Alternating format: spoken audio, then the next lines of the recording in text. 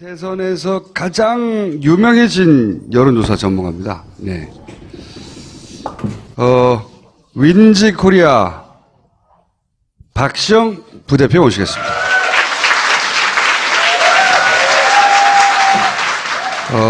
사실은 여론조사 전문가 중에 가장 뭐라고 하는지 주목받던 분입니다.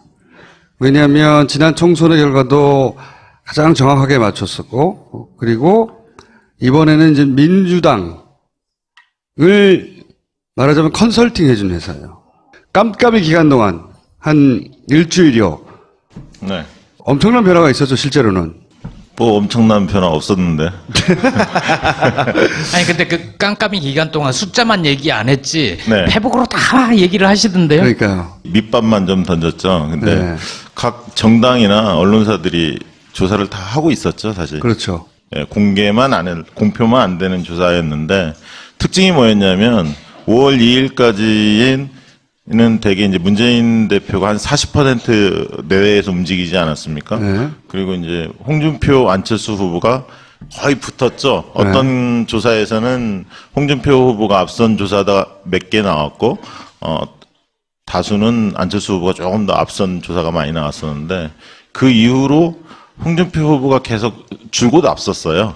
줄곧 앞섰고 안철수 후보는 조금씩 계속 빠졌는데 홍준표 후보도 그 전에 상승세가 좀 꺾였죠. 그러니까 상승폭이 굉장히 완만해지고 그런 원인이 어디에 있을까 봤더니 유승민 후보가 상당히 약진을 했습니다. 그 사이에. 깜깜이 기간 동안. 예. 네. 잘 아시겠지만 이제 5월 2일 날 TV 토론이 있었고 그 전날 바른정당 네, 탈당 사태. 탈당 사태가 있었고 그 다음에 또 유담 네. 따님의 문제가 좀 불거지면서 계속 그 언론에 유승민 후보가 조명이 됐었죠. 거의 저도 깜깜이 기간 동안 몇 개 기간 숫자를 보긴 봤는데 두 자리 숫자까지 거의 네, 올라갔어요. 그렇죠. 평소에 한 4% 정도의 지지율을 보이다가 8%, 9%까지 올라갑니다. 막 쫙 올라가는 게 보였고 그 사이에 이제 심상정 후보도 8에서 9%를 계속 유지를 했었는데 두 사람 다 두 자릿수를 돌파하나 마나 뭐 이런. 네, 그렇죠.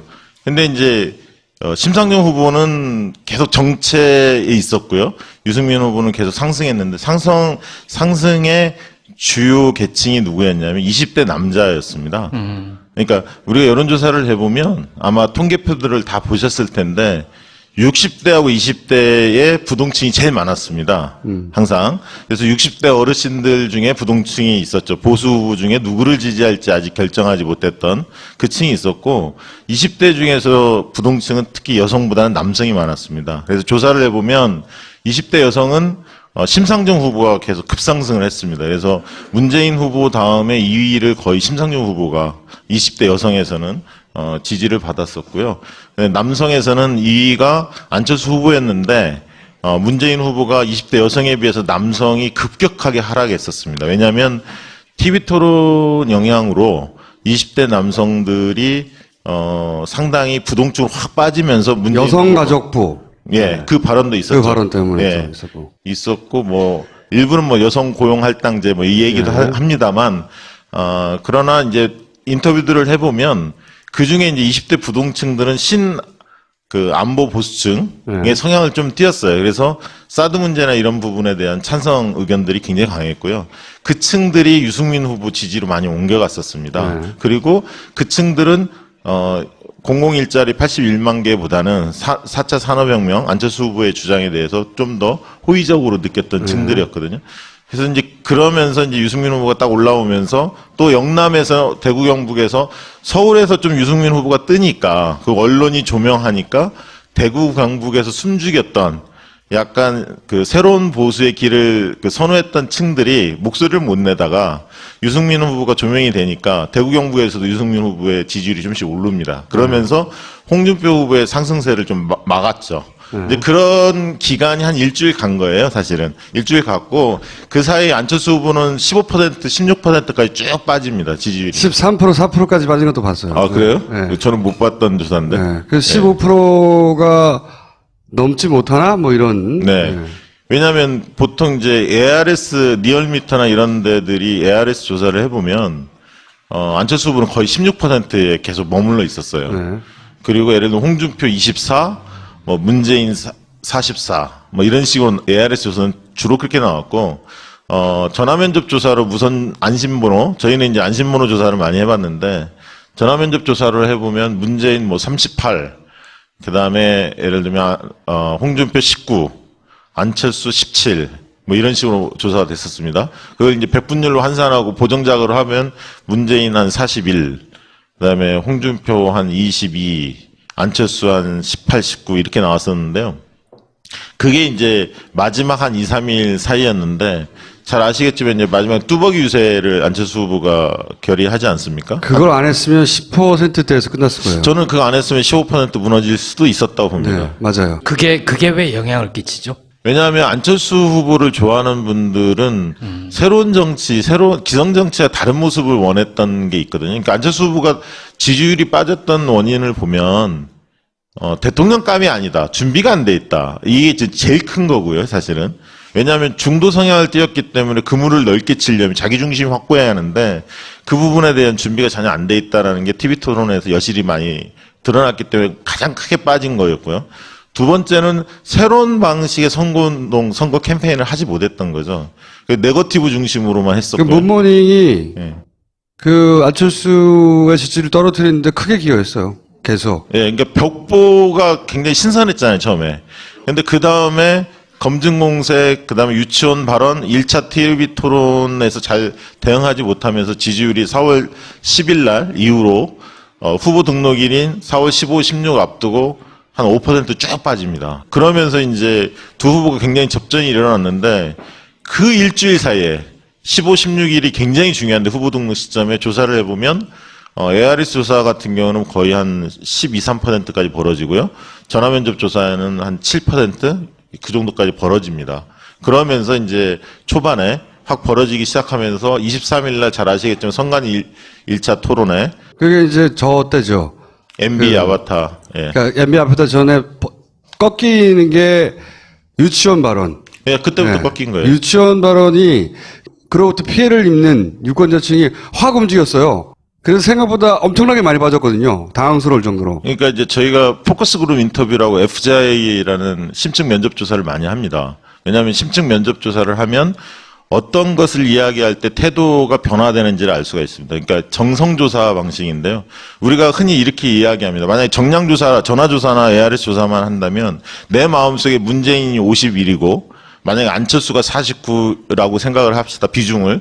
그럼 나는 51대 49로 문재인을 좋아해요. 그러면 전화조사에 누구를 지지하십니까 하면 그분도 똑같이 한 표에 문재인을 지지한다고 이야기할 겁니다. 51대 49인데 어떤 사람은 80대 20으로 문재인이 80이고 안철수가 20이에요.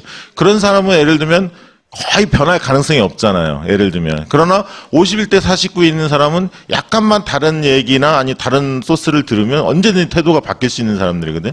근데 이제 그 당시에 안철수 후보 진영의 가장 큰 아킬레스건은 뭐였냐면 40석이라는 그 미니 정당 후보였다는 겁니다. 그것을 문재인 캠프가 정확히 째고 들어간 거죠. 그러니까 째고 들어갔죠. 예, 40석으로 무슨 국정 운영을 맡을 수 있냐 불안하다 이 컨셉을 계속 이야기를 했었고 대구 경북에서는 박지원 상황론 이게 이제 막 번져 나가는 시점입니다. 그 당시가 그게 막 번져 나가면서 이제 유치원 발언이 터졌고 부인 채용 의혹들이 터지면서 왜냐하면 안철수 후보를 좋아했던 분들은 깨끗해서 정직해서 이게 1번이에요. 지지 이후에.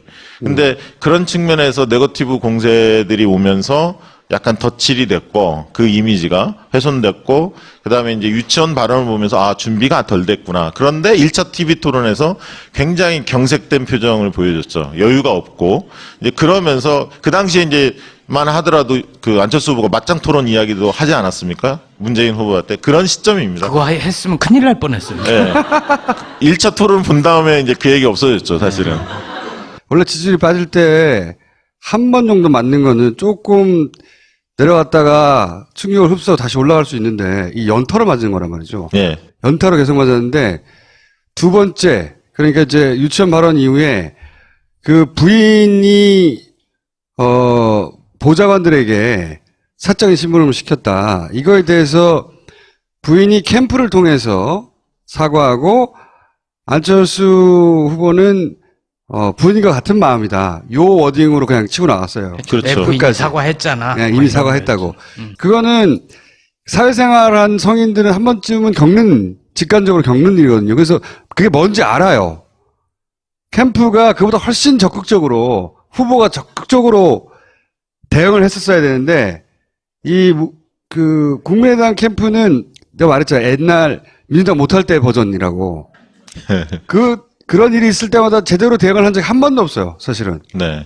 굉장히 적극적으로 확 끊어버렸어야 되는데, 그때 사람들이 많이 실망했어요. 네. 실망했죠.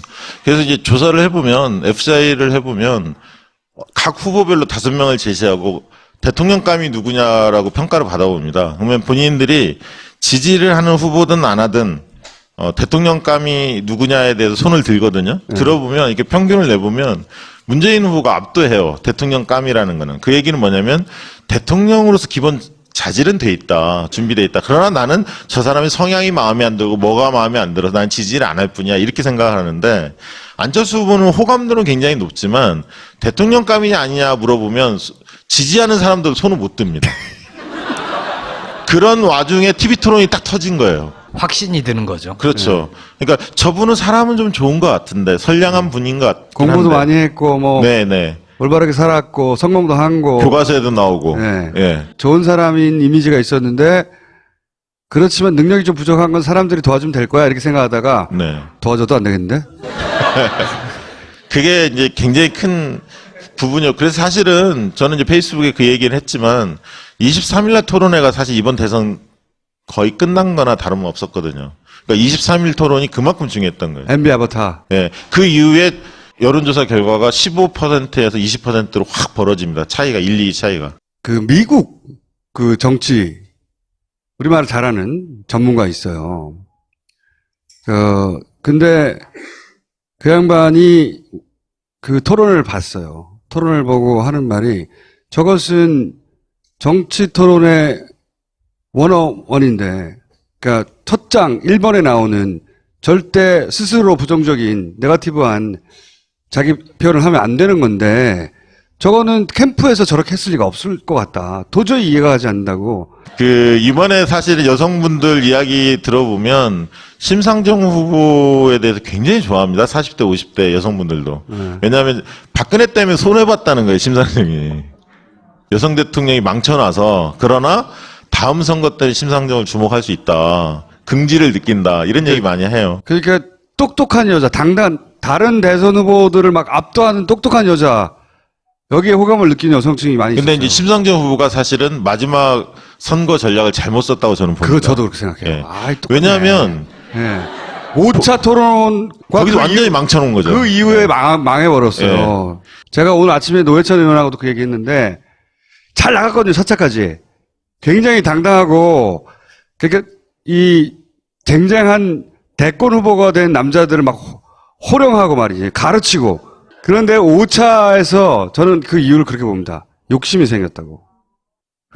토론 보면서, 이번 토론 너무 못한다. 말을 잘했다 못했다가 아니라, 그리고 이제 그러면서 고지가 바로 저기라고 생각하면서 사실 정의당과 민주당의 지지 기반은 같이 굉장히 광범하게 공유해요, 실제. 근데 거기서 문재인을 때려서 그걸 뺏어올 전략을 썼다는 게 저는 뭐 그런 점도 있지만 네. 그전에는 굉장히 도전적인 모습을 보여줬는데 그날 유승민 후보를 계속 치켜 세웠잖아요. 그전에도 한번 세웠는데 그것도 있고. 또 세우면서 곧 세워라. 약간 네. 나는 이제 좀 잘 나가. 뭐 그런 면도 있고 약간 이제 그렇게 보이는 거예요. 그래서 그래서 머리를 쓰는 듯한 느낌? 네. 그래서 마지막에 지금 플랜카드 마지막에 현수막 교체됐을 때 한번 보십시오. 마지막에 소신 투표 유승민 이렇게 갔거든요. 네. 그러니까 소신 투표라는 브랜드를 유승민이 먹은 거야. 그 전에 심상정이 계속 먹다가 유승민한테 스스로 먼저 넘겨줬어요, 사실. 계산법이 이랬던 것 같아요. 그러니까 저는 머리를 너무 썼다고 생각했는데 마지막에 그러니까 홍준표의 당선 가능성을 떨어뜨리면 떨어뜨릴수록 그러니까 유승민 후보가 홍준표 후보 어차피 자기 표를 가져갈 것 같지는 않고 홍준표 후보의 가능성을 떨어뜨리면 떨어뜨릴수록 그래서 문재인 후보가 당선될 가능성이 높아지면 높아질수록 그 여유표가 자신에게 올 거라고 하는 산수론을 맞는 얘기예요. 산수로는. 근데 유권자들이 그렇게 복잡하게 생각하나. 그 계산법이 한번 작동한 것 같고요. 그리고 또 하나는 그리고 나서 자기한테 직접 올 표. 그러니까 홍준표의 당선 가능성을 떨어뜨리고 그리고 그렇게 여유가 생긴 문재인 표를 가져와야 되겠다. 이렇게 계산법이 섰던 게 아닌가. 저는 그렇게 이해해서 보면서 그러면서 물론 뭐 소수 정당으로서 같이 겪는 서러움을 이제 감정이입해서 응원할 수도 있지만 근데 그게 단순 응원 차원이 아니라 구호로 등장하고 네. 그다음에 김종대 의원이 나와서 막 심상정을 아니면 누굴 찍을 거냐 그랬더니 라디오 인터뷰에서 그렇다면 심상정이 아니라면 유승민을 찍어라. 네. 그러니까 개인의 생각이 아니라는 거거든요. 그게 네. 캠프 단위에서의 고민 끝에 나온 전략인데 그게 계산이 들어간 거예요. 네 번째까지는 그냥 심상정 자신이 가지고 있는 경쟁력으로 매력을 막 뿜었는데 계산이 들어가면서 태도도 좀 어정쩡해졌고요. 그리고 네. 이해할 수 없는 유승민 그리고 방송에서는 안 했는데 어디 유세 같은 데 가면 꼭 문재인을 때려요. 한 번씩. 예? 근데 그 두 가지 전략을 동시에 구사했는데 그게 이제 욕심이 생긴 거거든요. 네. 마지막에 보면 아마 깜깜이 선거기 때문에 홍준표 쪽에서 계속 붙고 있다, 역전한다, 뭐 이런 얘기들이 막 흘렸잖아요. 언론에서도 받아쓰기도 하고. 그리고 대형 교회 중심으로 홍준표를 지지한다, 이런 게 막 카톡에 막 돌아다니고 있고. 네. 이러면서 그 대구 경북이 결집하고 있다, 이런 게 계속 감지가 되니까 이쪽 야권 지지층이 위기의식을 많이 느낀 거 아닙니까? 네. 이제 그러면서 야야 대결이 아니라 여야 대결로 다시 이렇게 환원이 되고 보수와 진보의 대결 국면이 네. 홍준표 후보가 친북 좌파 척결 막 이런 식으로 극단적으로 몰고 가니까 그런 어떤 위기감 속에서 사표가 당연히 뭐 나올 그런 것도 수밖에 있는데 없는 측면이 그런 있어요. 게 있다 하더라도 그 6%대가 아니라 그보다 더 높이 득표할 수 있었던 걸 추세를 떨어뜨리는 건 그 캠프 내에 전략의 실수였던 것 같고 때리려면 안철수를 때렸어야 되는 거거든요. 그쪽에서는. 그러니까 사전 투표했을 때만 해도 심상정 후보가 저희가 해봤는데 전화조사 해봤더니 상당히 사전 투표에서 지지율이 높았습니다. 네. 왜냐하면 20, 30대가 많이 했기 때문에. 그러나 이제 본투표 때는 굉장히 떨어진 거죠. 지지율 자체. 그 민주당 쪽에서 사전투표 25% 네. 전략을 썼잖아요. 그게 네. 실제로 나중에 본투표에서 자유한국당으로 결집하게 하는 그런 요인은 없었나요? 그 상관성은 아직 뭐 정확하게 데이터가 나온 게 아니어서 분석하기는 어렵습니다만 실제로 이제 그건 분석이 가능하죠. 사전투표 26% 중에 실제 4, 5일 날밖에 할 수 없어서 9일날 못해서 한 사람은 한 절반 정도 된다고 이야기합니다. 아마 여기서 사전투표 하는 분도 많이 있었을 거예요. 빨리 투표하고 싶어서 했던 거거든. 아니, 그리고 그것도 민주당 있고, 쪽에서 독려를 했잖아요. 네, 동료도 했고요. 어떤 분은, 제 아는 분은 그 얘기도 하더라고. 본인이 5일날 이후에 내가 무슨 병고가 생길지도 모른다. 교통사고 날 수도 있다. 나 오늘 무조건 해야 한다. 문재인 분- 지지자들이 많이 했어요. 그때. 네. 그런데 이제 출구조사 했던 업체들 이야기를 들어보면 굉장히 이번에 맞히기 어려운 환경이었거든요. 그렇죠. 그리고 아마, 저기 개표 방송에서 출구조사 뭐 41.4%인가요? 이렇게 이제 발표가 되니까 저거는 분명히 사전투표율을 배제하고 한 거기 때문에 더 올라가지 않을까. 문재인 후보 지지층들은 그런 걸 많이 생각했지 않습니까? 근데 이제, 출구조사 하는 업체들은 사전투표 했던 사람들 대상으로 이렇게 전 국민 전화 여론조사를 해봅니다. 해보는데 그것을 바로 그 본투표하고 적용할 거냐에 대한 심각한 딜레마가 있어요. 왜냐하면 조사 방식이 다르기 때문에. 네. 출구조사는 행동을 한 사람을 대상으로 조사하잖아요. 투표 행위를 한 사람을 대상으로 조사하는 거고 여론조사라는 거는 자기가 희망사항이잖아요. 앞으로 예측이잖아요. 내가 어떻게 누구를 지지할 것이라는 예측이기 때문에 여기에서 오차가 충분히 생길 수 있거든요. 그렇죠. 왜냐하면 투표장 가서 마음 바꾸는 사람도 예. 많거든요. 그 뭐 물론 이제 심층 출구조사의 내용을 보면 선거일 당일날도 뭐 13, 15%가 당일날 뭐 바꿨다, 자기는 결정했다 이렇게까지 응답을 하는 걸 보면 물론 이제 그걸 액면 그대로 믿을 수는 없습니다, 사실은. 그렇지만 어쨌든 부동층이 이번에 굉장히 컸던 선거 중에 하나였던 것 같습니다. 끝까지. 그랬는데 출구조사 했던 이번에 업체들이 적용했던 방식은 9일날 투표 출구조사를 하면서 연령별로 투표 성향이 나오지 않습니까? 20대는 문재인 후보를 몇 프로 지지하더라. 요걸 가지고 선관위로부터 사전투표 때 성, 연령, 지역에 대한 데이터를 받아서 그거를 적용한 겁니다, 그냥. 이번 방식은. 그래서 예를 들면 군대 부재자 투표도 굉장히 많잖아요. 거의 한 4, 50만 명 되지 않습니까? 경찰까지 합치면. 이것도 이제 대부분 20대 남성이기 때문에 20대 남성의 평균 투표 성향을 가지고 군 부재자의 투표 성향도 추정해서 보정하는 겁니다. 그런 걸로 지금 굉장히 정확하게 나왔어요, 이번에. 네. 그래서 굉장히- 이번에 이제 출구조사가 정확하다는 거는 이제 두 가지 측면을 보는데 개별 후보자들의 득표율이 정확했느냐. 이게 첫 번째고요. 1, 2 간의 득표율 차이.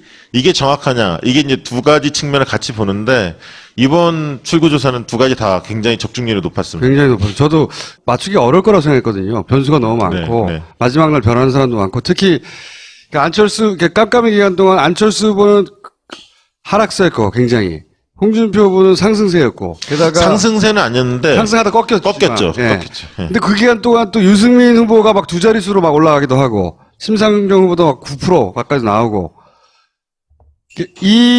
이러다가 안철수 후보가 막판에 많이 올라온 거예요. 20몇 프로는. 네, 네. 6% 정도 꺼졌다가 6% 정도 올라왔는데 그 사이에 있었던 일이 뚜벅이밖에 없어요. 또 하나 변수는 저거였던 것 같아요. 홍준표 제가 이제 항상 하는 말이지만 홍준표니까 여기까지 온 거고 홍준표기 때문에 여기까지밖에 못 오는 거야. 딱 맞는 말이거든요. TK가 결집하려고 할 때 어느 순간 홍준표 후보 본인이 뱉었던 말들 본인이 질렀던 이야기들이 되돌아와서 보수가 겹치를 했어요. 실제. 갈 데가 없었던 거야. 그 결집한 갈 데가 없는 사람들이 안철수한테 네. 표를 나눠줬어요. 그러니까 이 자유한국당은 마지막 그 투표 동료를 막 하고 조직을 돌려서 안철수한테 표를 준 거예요. 그렇게 바라보면 네. 그 안철수 후보는 자유한국당에 고마워해야 되는 거예요. 특히 서울이 투표율이 꽤 높았지 않습니까? 네.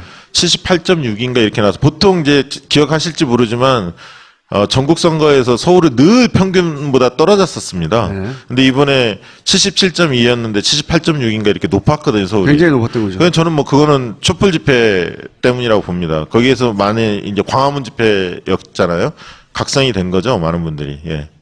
그리고 그 이번 이제 F사에 해보면 재밌는 거 하나 소개해드리면 이번 선거 사람들한테 물어보면 이번 선거가 굉장히 이렇게 뭐랄까요. 겉으로는 차분한 선거였거든요. 그러니까 유권자들이 볼 때는 지난번 대선 때는 보수 진보가 쫙 갈라져서 굉장히 뜨겁게 선거운동을 했다는 인식이 있습니다. 각자 느끼는 감이. 근데 이번에 너무 조용하다는 거예요. 부인들이.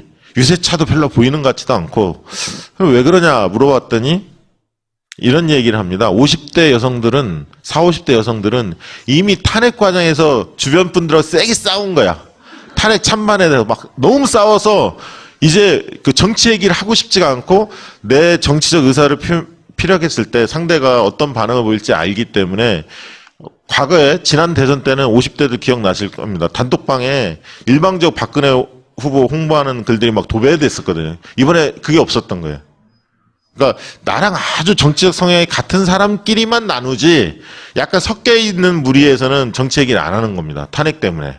그랬고요. 그래서 이제 물어봅니다. 그러면 그 투표 열기는 어떨 것 같으세요? 이렇게 물어보면 자식들이 너무나 선거에 관심이 많다는 거예요. 자식들이요. 그러니까 TV 예전에는 토론, 안 그랬는데. 안 그랬는데 TV 네. 토론을 보면 아무 말도 안 하고 가만히 지켜본답니다. 자녀들이 부모님과 얘기를 않고 그러면서 끙끙 소리 내고 야당 후보가 잘못하면 소리 내고 그래서 이제 이야기하면 들어가지 씨도 안 먹히고 그래서 부모님들이 씨도 안 먹히고. 씨도 안 먹힌다라고 표현을 합니다. 그래서 아 이번에 젊은 애들 투표 많이 할 것 같습니다. 이렇게 이야기를 하거든요. 그래서 이번 아마 이게 선거의 특징이 겉으로는 굉장히 뜨겁게 달구지지는 않았지만 이 관심도는 굉장히 높았던 선거였다. 네. 그렇게 보여집니다. 근데 만약에 그렇지 않고 홍준표 후보가 시간이 충분히 있었다.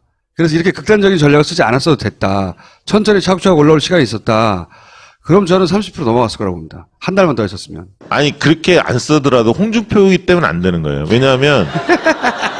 왜냐하면 그 저기 이번에 20대 30대 홍준표 지지율이 한 자릿수잖아요. 그리고 40대 50대 수도권 여성들이 홍준표한테 표가 가질 않아요. 그러니까 자기가 보수라고 얘기하면서 홍준표는 못 찍겠다라는 사람들이 굉장히 많았거든요. 그건 그런데. 그러니까 남성까지는 침투를 하더라도 여성을 침투를 못했고 40대 30대 20대 보수층이 수도권에서 움직이지 않았어요. 그 층이 안철수한테 간 거예요. 아니, 유승민한테 근데 간 이거는 이제 홍준표 후보가 가진 그러니까 이번에 구사한 전략은 원래 홍준표가 그렇게 생겨먹은 사람이라 구사한 게 아니에요. 전혀 다른 전략도 취사 선택에서 그런 척하면 쓸 수 있는 사람이에요. 근데 이번에는 너무 급하니까 시간도 짧고 25%에 해당되는 탄핵 반대 세력부터 잡지 않으면 올라갈 방법이 없는 거라. 나머지는 안철수가 먹고 있고 유승민이 먹고 있고 그다음에 문재인이 일부 먹고 있으니까 그런 얘기를 저랑 한 적이 있어요. 초반에. 갈 길이 이거밖에 없다고. 두고 봐라. 내가 여기서 일단 20% 돌파한 다음에 어쩌고저쩌고 하길래 안 된다고 했죠. 홍준표는 그랬을 거예요.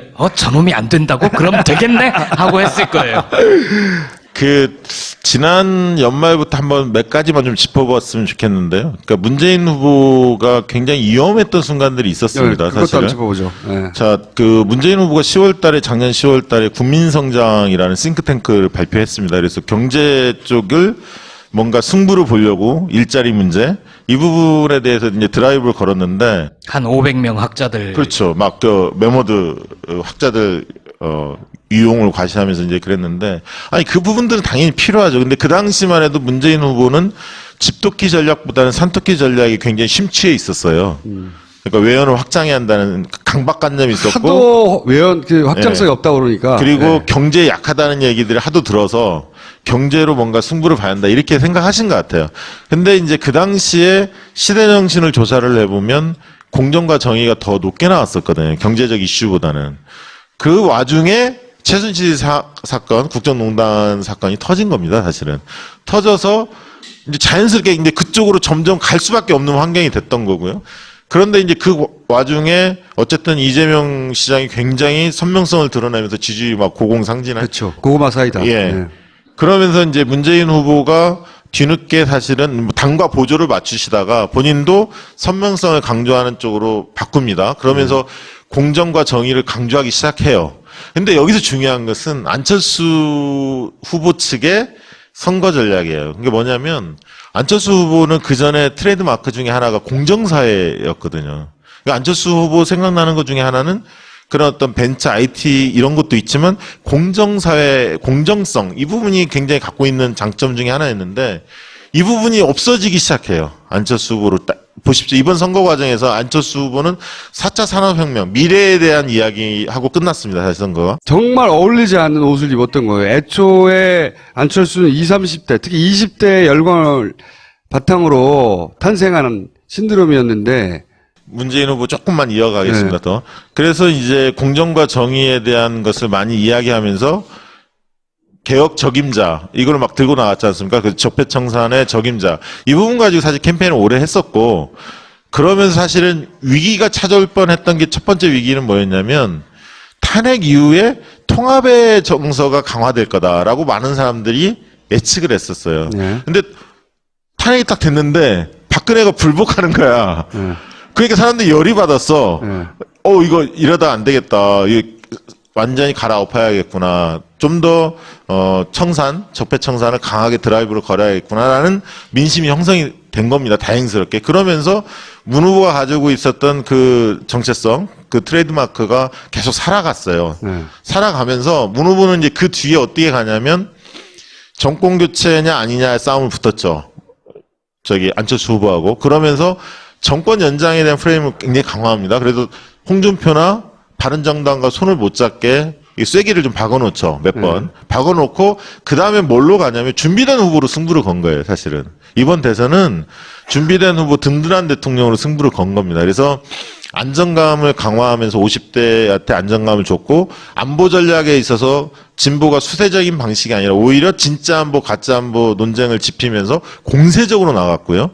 그리고 생활 밀착형 공약들을 계속 발표하면서 정책적으로 준비되어 있다는 모습을 보여줬습니다. 그리고 물론 이제 국정 경험이 있는 것을 강점으로 살리면서 한쪽은 120석 대 40석 세력의 구도를 계속 만들어주면서 민주정당과의 차별성을 극대화시키면서 그러면서 안정감, 준비된 능력 이런 부분들을 상당히 캠페인에서 성공했다고 저는 보거든요. 그러니까 그 부분이 선거 전략에서 굉장히 유효했다. 근데 저는 후보 측면은 이제 그런 측면이고 캠프 측면을 본다면 민주당이 이번처럼 통일된 어떤 목소리를 낸 적이 한 번도 없어요. 통일이 안 되는 분이 나갔거든요. 나갔죠. 나갔고, 흔히 얘기하는 뭐 박영선 이런 분들도 어쨌든 흔쾌하게 참여하면서 잡음이 없었어요. 이런 건 처음이에요, 처음. 예, 안정감을 줬고요. 세 번째는 저는 지지자들의 몫이라고 봅니다, 이번에. 정말 지지자들이 네거티브 아니면 무슨 막말 여러 가지 안 좋은 사태가 일어날 때 팍 키보드 쳐갖고 검색어 끌어내리고 다른 거 올리고 뭐 보니까 이번에 그 문용식 그러니까 위원장이 한방 예. 뭐 또 했잖아요. 예. 그것도 홍준표 홍준표 영감탱이로. 장인 뭐 이거 올리고 그래서 지지자들의 공이 굉장히 컸다 이번 선거는 그런 생각이 듭니다. 자, 깜깜이 기간은 그랬고, 그럼 변곡점.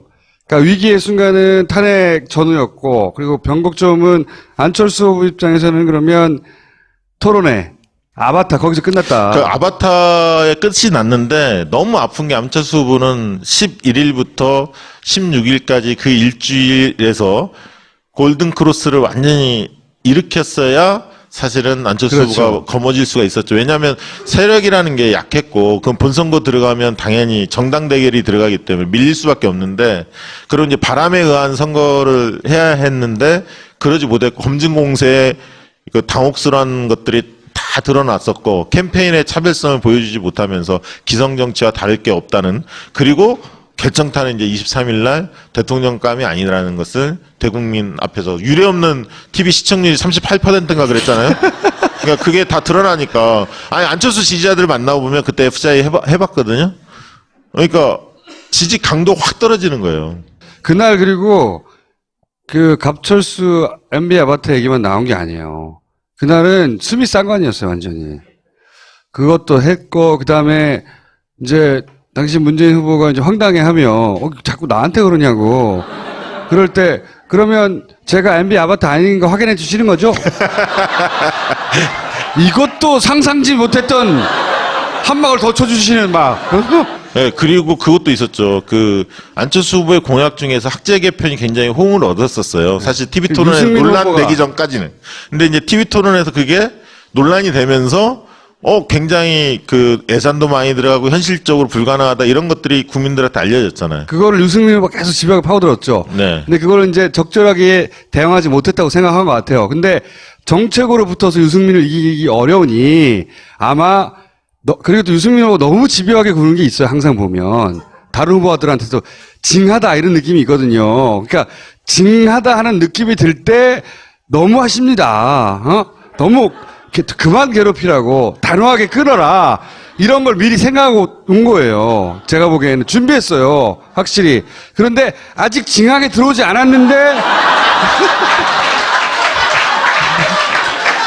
아직 질문 한두 개밖에 안 했는데 특유의 목소리 톤과 그 억양으로 말을 해버리니까 잘 어울리잖아요, 얼굴하고. 마지막 결정되는 홍준표 안 쳐다보겠다고. 안 쳐다보겠다고 한 거를 홍준표가 그만 내버려둘 사람이 아니잖아요. 저잡하게 막 그러면서 거기서 세기를 박아버렸거든요. 아니 근데 그 다음날 뭐 종편에 나갔었는데 종편 패널 중에는 그날 안철수가 누가 봐도 제일 못했잖아요. 근데 그날도 문재인 후보를 지적을 하더라고. 무조건 문재인을 지적하게 돼 있는. 이 깜깜이 선거 기간에 문재인 후보도 한 2% 정도는 하락을 했었어요. 맞아요. 그래서 이제 전화조사해 보면 안심번호 이런 걸로 해보면 37에서 39 이 정도가 나왔고 그게 이제 판단 유보층인 부동표를 백분율로 환산하면 39에서 41 뭐 이 정도였거든요. 그래서 막판에 이완된 게 맞아요, 지지. 네. 그게 실질적으로 아까 20대 같은 경우도 많이 떠났죠. 그래서 50대는 오히려 확실히 우위를 점했지 않습니까? 이번에 이제 나온 거 보니까 10% 정도 2위와 홍준표와 격차를 보였는데 50대에서는 20대는 보셨으면 알겠지만 30대에 비해서 득표율이 굉장히 낮습니다. 47인가 아마 그럴 거예요. 30대가 52인가 뭐 이러는데. 그래서 20대를 잘 볼 필요가 있다. 왜냐하면 이 20대가 다음에는 30대가 되거든요. 20대 네. 후반 30대가 되는데 이분들이 늘 야권표다 이렇게 예전에는 생각했으나. 네, 예. 이제는 치밀하게 준비하고 왜 그분들이 그렇게 생각하실까? 신보수층이 생겼어요. 예. 그리고 그러니까 이 뭐랄까요. 어떤 의미에서는 박근혜, 이명박 시절의 10대를 겪어 그 시절에 형성된 기본적인 안보관을 가진 20대층이 처음으로 나타난 거예요. 이 30대층은 30대 생각해 보시면 김대중 노무현 혹은 노무현 끝자락에 걸쳐 있는 사람이라면 지금의 20대는 지난 10년간 겪은 거라고는 이명박과 박근혜밖에 없는 거예요. 그리고 20대가 된 안보가 보수적인 거예요. 이 20대는. 안보 이슈에 관해서. 예. 군대를 가야 되는 층이기도 하고 들은 거라고는 뭐 천안함부터 시작해가지고 하여튼 굉장히 새로운 보수층이 나타났어요. 20대에. 맞습니다. 예. 그 새로운 보수층을 유승민 후보가 흡수한 거예요. 근데 유승민 후보는 그 새로운 보수층이 나타난 줄 모르고 대구 가가지고 계속 떠들고 있었던 거고 자기 층이 어디인지 몰랐던 거죠. 네, 예. 그렇죠. 만약에 유승민 후보가 그걸 정확하게 알고 거기서 계속 때려서 타겟을 했으면 제가 보기엔 한 15% 넘을 수도 있었어요. 네, 그러니까 막판에 지금 조사를 해보니까 출구조사 그 분석을 해보면 유승민 후보가 여론조사에 비해서 덜 나왔거든요. 6.8인가 나왔잖아요. 실제 여론조사에서는 9%까지 10%까지도 나왔었는데 그래서 마지막에 이제 그 층 중에 일부가 안철수 후보로 찍은 거예요, 사실은. 네, 안철수 후보 쪽으로 갔고 둘 다 좋아하는 성향이 비슷했거든요. 예. 문재인 지지자들 중에 이거 위기다 그러면 짜증나는 사람도 많이 있었거든요. 아니 진짜 다들 뭐 과반에 대한 너무나 그러니까. 그 기대도 있지만 확신에 차 있으니까 왜냐하면 유세 현장을 가면 사람이 너무나 너무 많은 많고. 사람들이 모여 있기 때문에 네. 그렇게 착시한 생각을 갖는 것 같아요. 가장 적극적인 층이 많았던 거지 실제 문재인 후보의 지지층은 막판에 와야 됐어요. 와야 됐다기보다 이완됐어요. 그래서 좀 떠날 때도 떠나고 뭐 어차피 되는 거 아니야? 유승민 층으로도 가고 많이 갔어요. 그래서 위기라고 막 말하는데도 안 믿어. 괜히 40한 5% 득표할 거다 이렇게만 얘기해도 네. 막 공격받기 십상이고 그러니까 말을 못하고 50% 넘기려고 그러는 거지, 네. 47%인데 이렇게 받아들이기 시작한 거죠. 간신히 40% 넘긴 거예요. 그 이완되어 가는 지지층이 이완되어 가는 거를 지지층 스스로 몰랐던 거예요. 나는 다들 가니까 나는 뭐 한 표 정도 일로 빠져나와도 돼 하는 사람들이 엄청 많았어요. 이게 이제 호남 같은 경우도 예전 선거가 늘 막판에 전략적 투표에 확 쏠림이 늘 있어 왔기 때문에 문재인 후보가 뭐 70% 이상 확 쏠리지 않을까 이렇게 예상하는 분들도 많이 계셨죠, 사실. 근데 실제 조사해보면 그렇지 못할 거라는 걸 저희들은 계속 느껴왔거든요. 왜냐하면 조사하면 문재인 57, 안철수 27, 뭐 이런 식으로 30% 정도의 갭을 계속 유지해 왔거든요. 깜깜이 선거 기간 동안에. 8대2가 될 거라고 그러니까 실제 조사했더니 결과 나온 게 60대 30 나왔잖아요. 광주 전남에서 딱 30% 차이 나왔거든요. 그렇기 때문에 이제 그렇게 쏠리지 않는다라는 걸 봤기 때문에 이게 문재인 후보가 45%를 넘을 가능성이 거의 희박했던 상황이었습니다. 마지막 한 3, 4일 앞두고는. 그리고 또 오자 후보가 모두 10%대를 득표할 수도 있는 강한 후보들이었어요. 생각해 보시면. 예전에는 2번 밑으로는 무의미하거나 그렇게 해봐야 3번 정도였거든요. 4번, 5번도 이렇게까지 관심을 많이 골고루 받았던 선거가 없어요. 실제 유권자층이 굉장히 분화돼 버렸거든요. 예전처럼 진보 보수만으로 구분할 수가 없어. 그래서 이거는 한 번 더 혹은 두 번 더 할 텐데 한 가지만 여쭤볼게요. 국민의당은 어떻게 될 거라고 보십니까? 여론조사 전문가의 관점에서. 아니 사실 저희는 여론조사 기관이면서도 정치 컨설팅을 그러니까 하는 기관입니다. 제 말이 그 말이에요. 여기 네. 컨설팅이거든. 예. 예전에 제가 잃어버린 600만 표를 되찾겠습니다. 슬로건 제가 만들어 드렸죠. 옛날에 손학규 당대표 선거 때 이번에 나라를 나라답게 나라다운 나라 이걸 썼으면 좋겠다라고 제가 제안을 했었거든요. 모 의원한테 아마 그게 채택됐는지는 모르겠습니다만 어쨌든 돈을 받은 건 아니었고요. 예. 국민의당은 일단 핵심 두 명이 다 물러난 거 아닙니까? 박지원, 안철수. 네.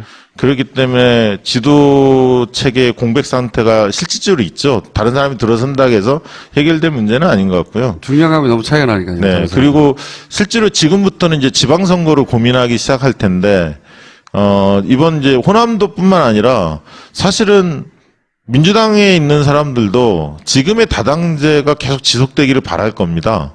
오히려. 왜냐하면 서울 보십시오. 이번에 다 이겼잖아요. 네. 강남권도 다 이기지 않았습니까? 그래서 다당제를 굉장히 바랄 거고 그 매개체의 고리가 뭐겠습니까? 바른정당 같은 경우도 선거구제 개편을 고민할 거예요. 개헌 앞두고. 네.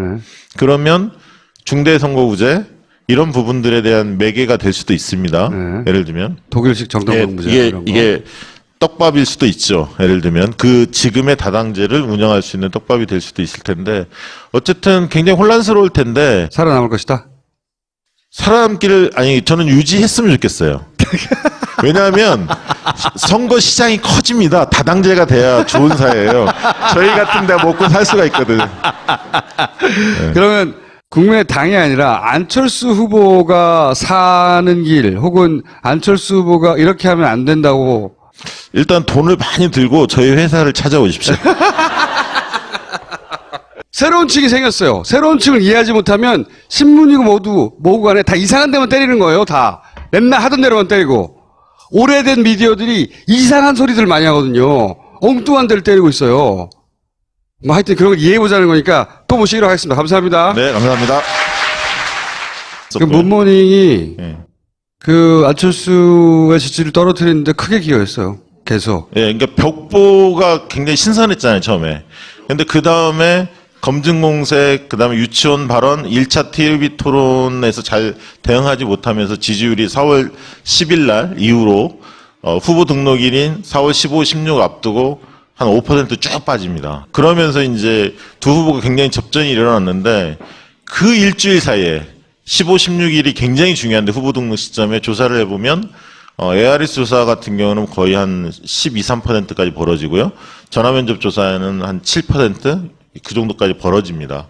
그러면서 이제 초반에 확 벌어지기 시작하면서 23일 날 잘 아시겠지만 선관 1차 토론회 그게 이제 저 때죠. MB 아바타 예. 그러니까 MB 앞에다 전에 꺾이는 게 유치원 발언. 예, 그때부터 네. 꺾인 거예요. 유치원 발언이 그로부터 피해를 입는 유권자층이 확 움직였어요. 그래서 생각보다 엄청나게 많이 빠졌거든요. 당황스러울 정도로. 그러니까 이제 저희가 포커스 그룹 인터뷰라고 FJ라는 심층 면접 조사를 많이 합니다. 왜냐하면 심층 면접 조사를 하면 어떤 것을 이야기할 때 태도가 변화되는지를 알 수가 있습니다. 그러니까 정성조사 방식인데요.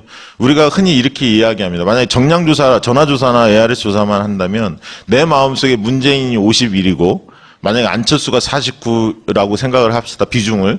그럼 나는 51대 49로 문재인을 좋아해요. 그러면 전화조사에 누구를 지지하십니까 하면 그분도 똑같이 한 표에 문재인을 지지한다고 이야기할 겁니다. 51대 49인데 어떤 사람은 80대 20으로 문재인이 80이고 안철수가 20이에요.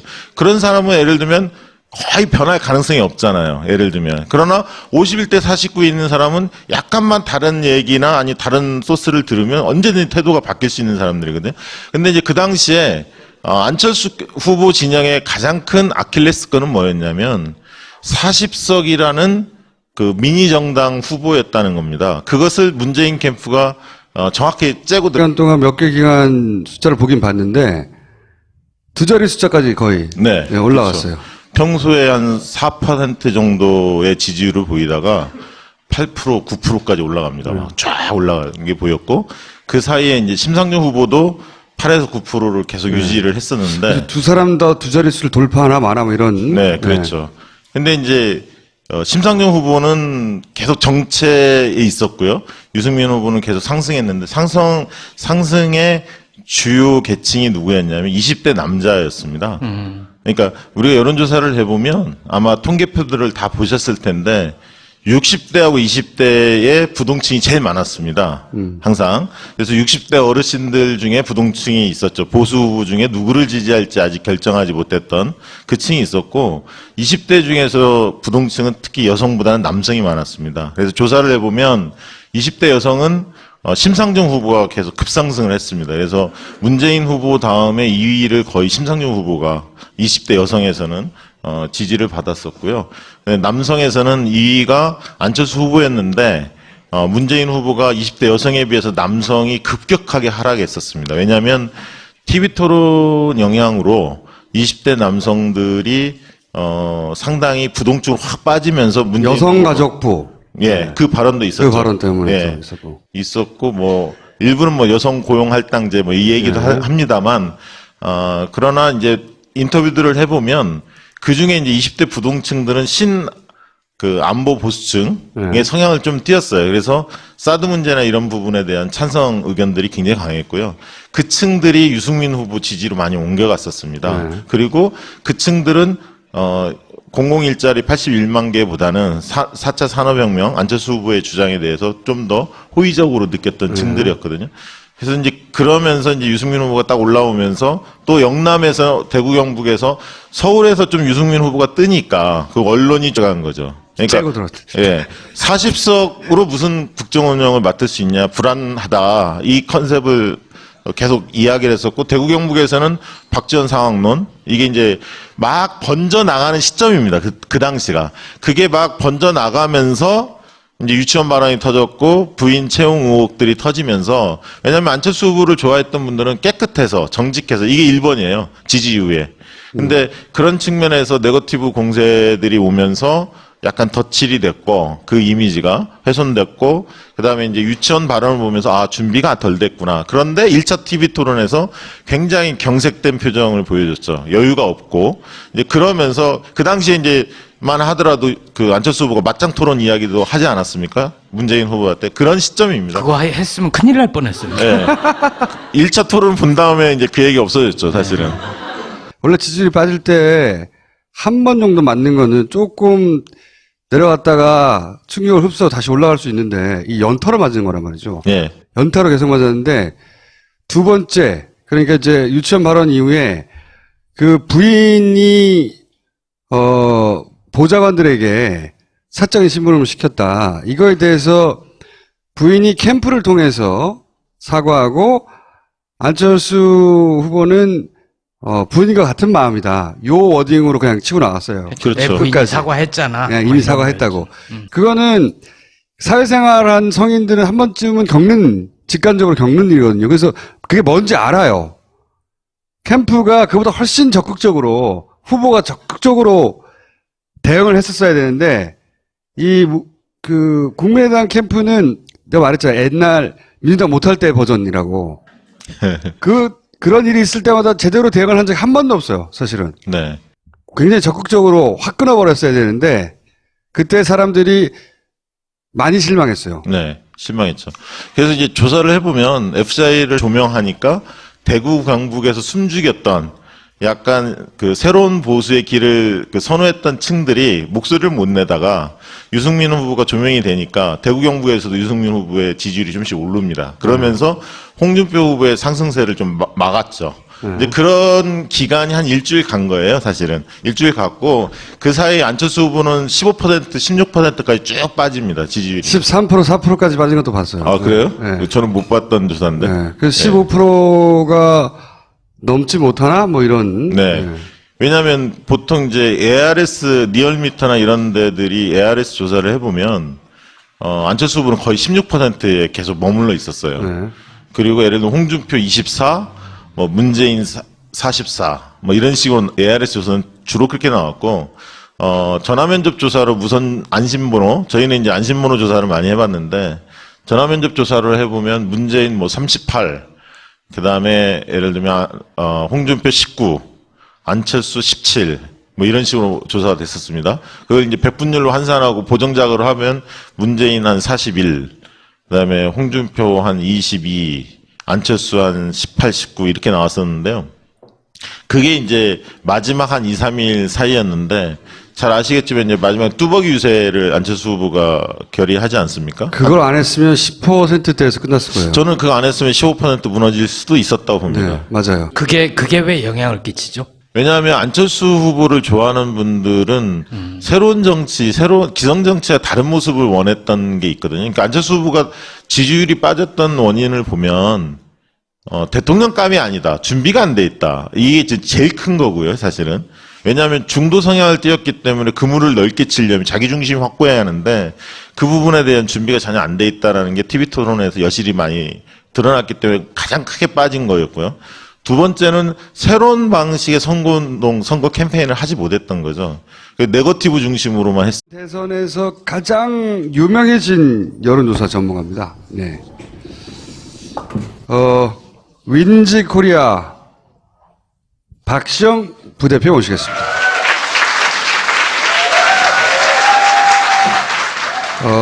사실은 여론조사 전문가 중에 가장 뭐라고 하는지 주목받던 분입니다. 왜냐하면 지난 총선의 결과도 가장 정확하게 맞췄었고, 그리고 이번에는 이제 민주당을 말하자면 컨설팅 해준 회사예요. 깜깜이 기간 동안 한 일주일여 네. 엄청난 변화가 있었죠, 실제로는. 뭐 엄청난 변화 없었는데.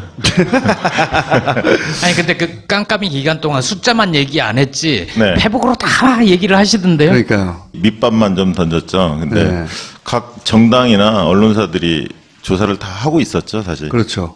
예, 공표만 안 되는 조사였는데 특징이 뭐였냐면 5월 2일까지는 대개 이제 문재인 대표가 한 40% 내외에서 움직이지 않았습니까? 네. 그리고 이제 홍준표, 안철수 후보가 거의 붙었죠. 어떤 조사에서는 홍준표 후보가 앞선 조사다 몇 개 나왔고, 다수는 안철수 후보가 조금 더 앞선 조사가 많이 나왔었는데 그 이후로 홍준표 후보가 계속 줄곧 앞섰어요.